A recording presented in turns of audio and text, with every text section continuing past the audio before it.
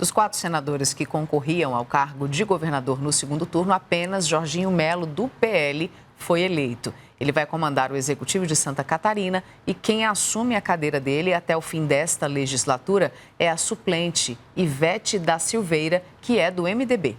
Com essas definições, veja a composição do Congresso a partir do ano que vem. O Partido Liberal terá a maior bancada tanto na Câmara quanto no Senado. No Senado, o PL formou a maior bancada, 14 senadores. PSD tem 11, MDB 10, União Brasil 10, PT 9, Podemos 6, PSDB 4, PP 6, PDT 3, Republicanos 3, Cidadania 1, PROS 1, PSB 1, PSC 1, Rede também 1.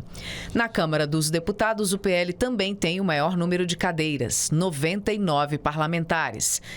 PT, PCdoB e PV têm juntos 79. O União Brasil conquistou 59 vagas. O PP, 47. PSD, Republicanos e MDB têm a mesma bancada, 42 deputados cada. O PSB tem 14.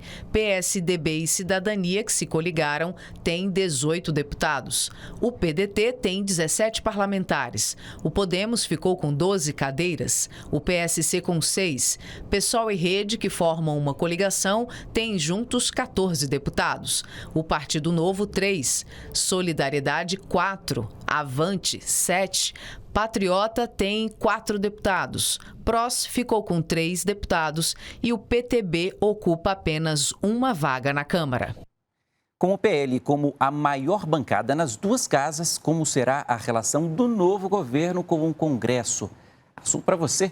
Professor, boa noite. Tem o PL como a maior bancada, né, nas duas casas ali, e a oposição à frente também, agora do presidente eleito. Isso vai ser desconfortável, é um desafio a mais nesse começo ali de governo?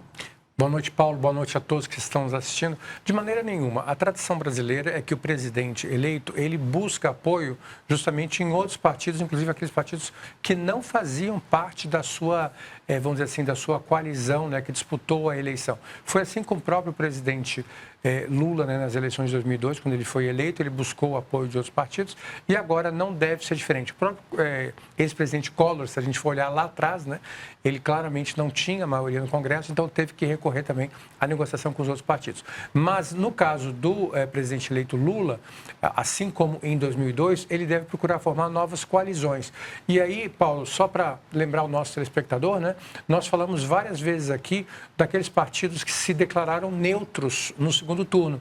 E agora, se a gente for pensar um pouquinho sobre eles, nós temos a própria União Brasil, o MDB, o PSD também, para não falar do próprio PSDB, que está em federação com o Cidadania. Então, todos esses partidos podem vir a ser convidados a fazer parte do governo. Então, essa ideia de que existe uma oposição pronta para atuar não é bem realidade se nós pensarmos no chamado presidencialismo de coalizão, onde um presidente de centro-esquerda pode até chamar partidos de centro-direita para fazer parte do governo, como aconteceu em 2002 com o próprio presidente eleito Lula e, na minha opinião, vai acontecer novamente agora, é só uma questão de tempo.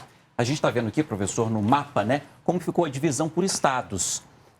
Mais ou menos metade, né, 13 unidades da federação ficaram com o presidente eleito Lula e 14 ficaram com o atual presidente Jair Bolsonaro. Mostra mais uma vez a divisão, né, como foi apertada essa eleição. Exatamente. E é claro que em função dessas votações foram eleitos também governadores que serão aliados do presidente da República, que são do seu mesmo partido ou concorreram na coalizão com eles, como é o caso, por exemplo, do PSB, que tinha indicado o vice-presidente Alckmin, né? Mas isso também acontece com outros partidos, governadores de outros partidos que também vão acabar se posicionando. Em relação aos governadores mais alinhados com